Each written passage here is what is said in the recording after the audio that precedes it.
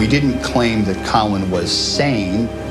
We were claiming that because of his delusional paranoid state, he was not criminally responsible. He was not guilty by reason of insanity. But the form the insanity took was what we deemed to be black rage. All right, now listen up. We're charged every day to learn from history. And the brutal slaughter of 9 people at a South Carolina church recently has brought to some memories of another senseless act of murder and what we might learn from a correlation. December 7th, 1993. African-American Colin Ferguson pulled his weapon from a bag containing more than 160 rounds of ammunition and started to blaze away inside a Long Island Railroad car. When he was done, 6 people were dead, 19 wounded. Ferguson never showed any remorse for his killings. Law enforcement called it the work of a deranged, maniacal person who decided to explode. But it was much more the core. Handwritten notes from Ferguson pointed to racism by Caucasians and Uncle Tom Negroes. And many in the African-American community were fearful this would lead to a backlash against them. We bring this up to discuss the Charleston, South Carolina case in context. Was this an act committed by someone who is racist to the core, someone too mentally ill to know the difference, or using race as an excuse simply to kill?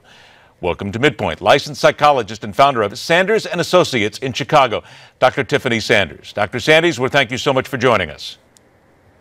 Thank you for having me.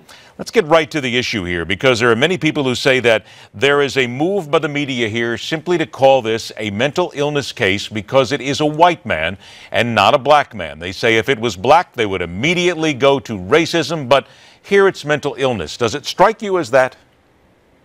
I think there's elements of the media that's moving to characterize this young man as a loner, as someone who might be mentally ill, unstable, versus calling it someone who is a white supremacist who's just consumed hate. And if this was probably a black person, not in many cases, we've seen lately that they've used terminology in the media such as a thug, someone that's bad, or someone that's a threat to someone else. Though I think in this case we can absolutely use those terms with him, and also use the term as a terrorist. But I do think there may be elements of mental illness with Dylann Roof, but I don't think that's accounting for his actions. Then let's talk about that here, because it's fair to say that a lot of the mainstream media is already saying they're dropping the conclusion here. There's no doubt in their minds, say many people, that this is a case involving mental illness. Is it not fair to say that it is simply too early to do that? You can't do that. We haven't learned about his background yet. You cannot just jump to mental illness as a reason for anything until you do the research and know the background. Absolutely. Anytime I'm working with a client, I like to ask them about their history related to their families. Is there a history of mental illness in their family? Have they been receiving any sort of mental health treatment? Is there any sorts of use of drug and alcohol? Are there any suicidal thoughts? What was their, how did they do in school? Are they a dropout? I like to ask a lot of questions to conceptualize that person. And I think right now we have not gotten enough information. The only information that we've known is that he's been arrested before for drug usage, but that does not relate to someone with a mental illness. Do you believe, and this again is your personal opinion here, that there are many people calling this a mental illness simply because when they see someone black murder, as we saw in the Colin Ferguson case, the first thing they'll strike to will be racist tendencies? They'll absolutely say that it has to do with that, but in this case they're trying to protect a white man? In my personal and professional opinion, I don't want to say that they're trying to protect a white person. I just think what happens is sometimes society is just more inclined to give those of a different background, race, majority, just the benefit of the doubt. But I don't necessarily think they're trying to protect him and protect him from receiving any sort of justice or consequences. All right, now I want you to hear a soundbite here. This is Christian Scriven. He is a friend of Dylann Roof. He is an African-American who had this to say about his friend's mental state. Listen up. I don't think he was in his right state of mind at all. Because Dylann in his right state of mind doesn't do things like that. He doesn't talk like that. He doesn't act like that. So what do you think happened? I just think he was just, I personally believe that it boils down to a childhood thing. Like something in his childhood happened and he's dealing with it every day. And I don't know if he was drinking that night. I don't know if he smoked any pot or did any other drugs. Nobody knows.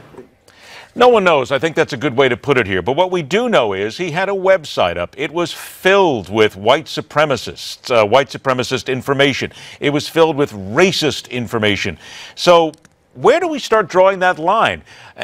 Could this not just be somebody who wanted to do this because they're so mentally ill that they decided to use the racist attitudes as fuel? They decided to use that to hide beneath. There's so much here that we can't figure out yet.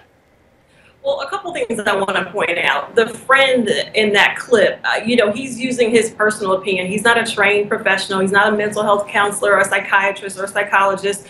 So I have to take what he says with a grain of salt. Secondly, you can be filled with hate because you were raised in hate, you consume hate, you obsess over hate, and that can make you that type of person who is inclined to act on that hate because you obsess about it.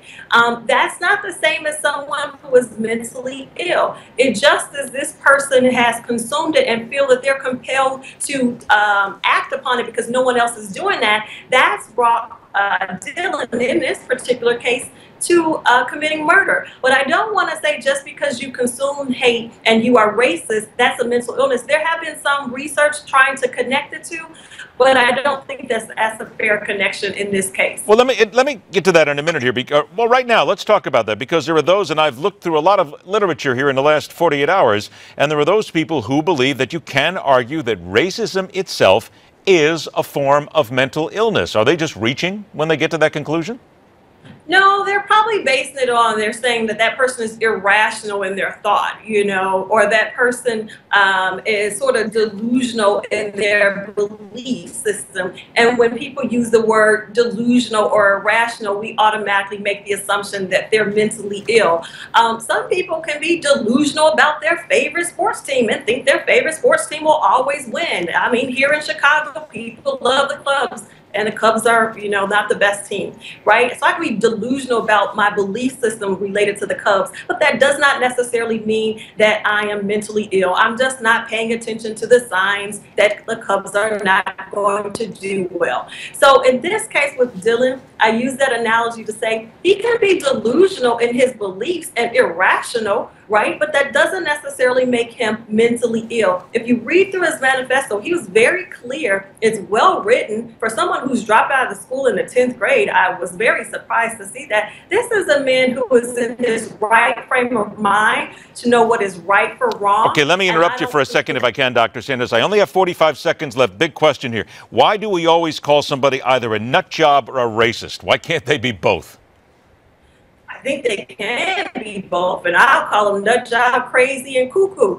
But in his particular case, he is that, and he's also racist. But a nut job does not make someone mentally ill. They're just crazy. They're just cuckoo. But there is the possibility, though, that they could be both at the same time, because it seems like we're always trying to buttonhole somebody into one or the other instead of saying that yes, you can both be mentally ill and a racist. Yes. But if someone, really quickly, Ed, is mentally ill, are they hallucinating? Are they having impaired thinking that is going to harm themselves? Do they hear sights and sounds and smells that some voice is telling them to do something dangerous? That's how we're judging, is he disheveled in his appearance? That's how we're judging if someone's mentally ill, and that's not in the case of Dylann. We're out of time, but I'll tell you what, we have a long way to go in this and a lot of things to understand. Dr. Tiffany Sanders, we thank you so much for your time. Thank you for having me. All right, a Back to the Future moment where political campaigns spy on you every single day, next on MidPoint.